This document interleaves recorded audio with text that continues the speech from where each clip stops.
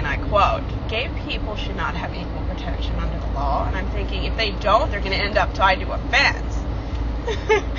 But, I mean, believe what you want, but beliefs can kill people. I mean, science gets us to the moon, but religion gets us flown into a building. We call that 9/11. I don't know of any science that has hit into a building. There's not a lot of terrorism based on science.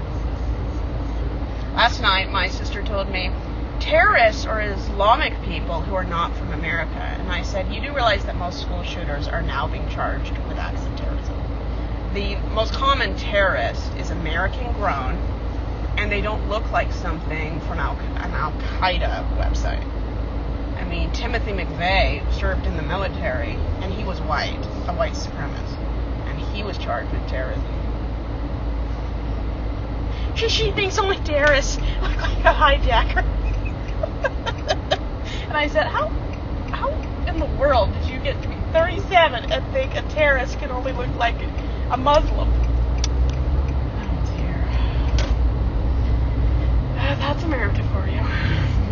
Ignorant, but they go back to where you came from. I mean, we all came from somewhere. It's not this generation usually.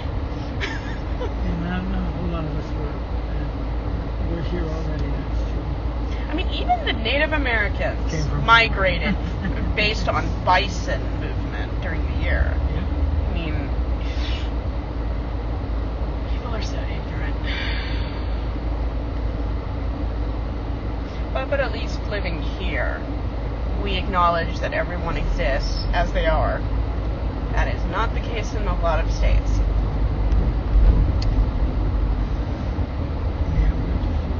California's an outlier. That's why they hate us so much. Florida and a lot of states pay California to ship their homeless here. So a lot of the homeless you see may or may not be from here. That's interesting.